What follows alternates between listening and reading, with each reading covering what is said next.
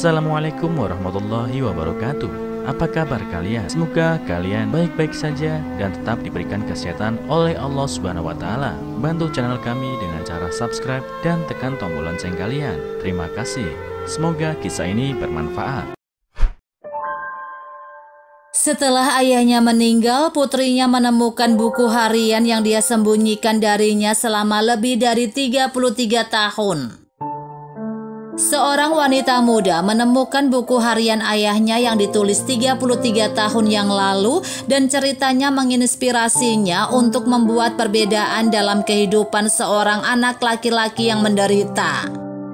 Tumbuh tanpa seorang ibu telah meninggalkan lubang besar dalam kehidupan Melissa Justin, meskipun dia dibesarkan oleh ayah yang penuh kasih dan berdedikasi. Ketika Melissa tumbuh dewasa, dia mendapati dirinya bertekad untuk membantu anak-anak dan mengasuh mereka. Secara alami dia menjadi guru sekolah dasar. Ayahnya yang bangga memuji keputusannya dan menyemangatinya. Kemudian ketika Melissa berusia 35 tahun, ayahnya meninggal dan kematiannya menyoroti masa lalunya sendiri yang akan mengubah cara dia berhubungan dengan anak-anak. Kematian ayah Melissa akibat serangan jantung pada usia 70 tahun meninggalkannya sendirian di dunia setelah ibunya meninggal ketika dia baru berusia 3 tahun. Melissa masih sangat kecil sehingga dia tidak bisa mengingat ibunya, Lenny. Kemudian ketika dia remaja, kakek neneknya meninggal dunia. Dan karena ibu dan ayahnya adalah anak tunggal, dia tidak memiliki paman, bibi, dan sepupu yang bahagia. Ayah dan ibunya menempatkan kesejahteraan anak-anak mereka di atas mereka sendiri. Semua ingatannya tentang ibunya adalah bekas. Mereka berasal dari foto dan cerita yang diceritakan oleh teman ayah dan ibunya. Lenny adalah cinta dalam hidup ayah Melissa dan dia tidak pernah melihat wanita lain.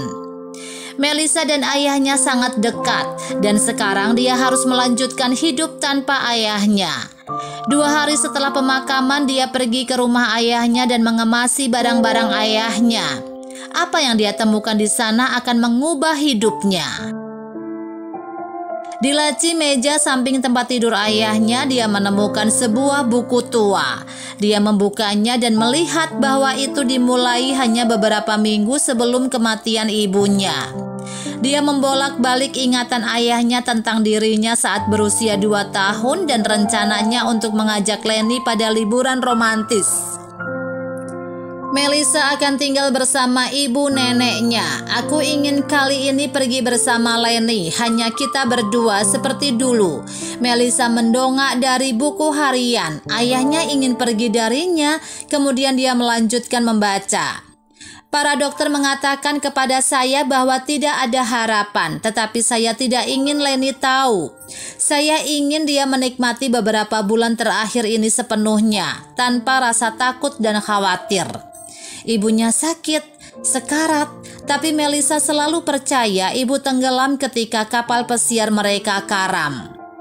Beberapa halaman misteri itu terpecahkan. Ayahnya menceritakan kisah mengerikan tentang kapal karam, tentang penumpang yang berlari ke sekoci, berteriak, duduk dengan Lenny dalam pelukannya sampai seorang penumpang mengamuk merobeknya, melemparkannya kembali ke dek miring.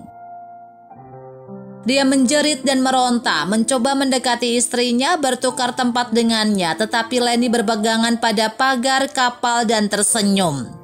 Sayangku, katanya, bayi kita membutuhkanmu, dan kita berdua tahu aku hidup dengan sisa waktu yang sedikit. Jaga Melissa kita, cintai dia untukku.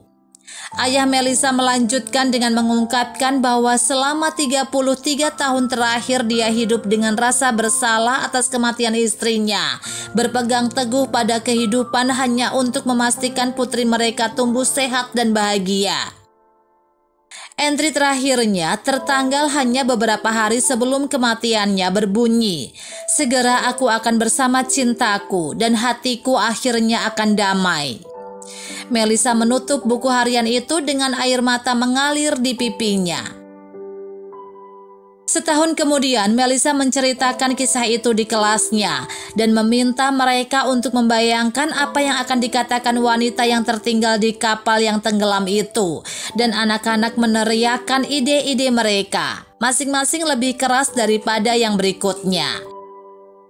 "Seharusnya aku menceraikanmu," seru satu. "Aku membencimu," teriak yang lain, "kamu akan terbakar di neraka." Tetapi Melissa memperhatikan bahwa seorang anak laki-laki kecil di belakang kelas diam dan meneteskan air mata. Dia berjalan ke arahnya dan bertanya, "Freddy, bagaimana menurutmu? Apa yang ibu katakan?" Freddy menatapnya dan berkata dengan lembut, "Saya pikir dia berkata jaga bayinya, karena itulah yang dikatakan ibu saya kepada ayah saya ketika dia meninggal tahun lalu." Melissa memeluk Freddy dan mereka berdua menangis untuk ibu mereka. Melissa kemudian memberitahu kelas bahwa Freddy benar. Ibu dan ayah menempatkan kesejahteraan anak-anak mereka di atas mereka sendiri. Itulah arti menjadi orang tua, dan suatu hari Anda juga akan menjadi orang tua. Pada hari itu, saya ingin Anda melihat wajah putra dan putri Anda yang baru lahir dan ingat cerita ini dan ketahuilah bahwa itulah cinta tanpa syarat. Malam itu banyak siswa Melissa pulang ke rumah dan memeluk orang tua mereka dan memeluk mereka erat-erat. Mereka mulai memahami pilihan sulit yang dihadapi orang tua dan kekuatan luar biasa dari cinta seorang ibu. Apa yang bisa kita pelajari dari cerita ini? 1. Ibu dan ayah menempatkan kesejahteraan anak-anak mereka di atas mereka sendiri.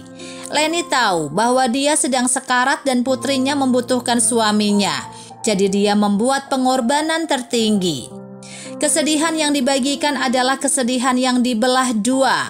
Freddy terhibur dengan mengetahui bahwa ada satu orang di dunia yang benar-benar tahu persis apa yang dia alami karena dia menderita kehilangan yang sama. Gurunya, Melissa.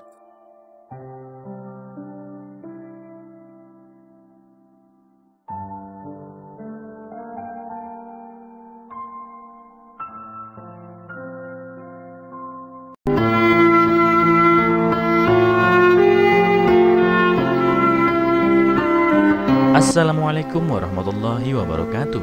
Apa kabar kalian? Semoga kalian baik-baik saja dan tetap diberikan kesehatan oleh Allah Subhanahu wa taala. Bantu channel kami dengan cara subscribe dan tekan tombol lonceng kalian. Terima kasih. Semoga kisah ini bermanfaat.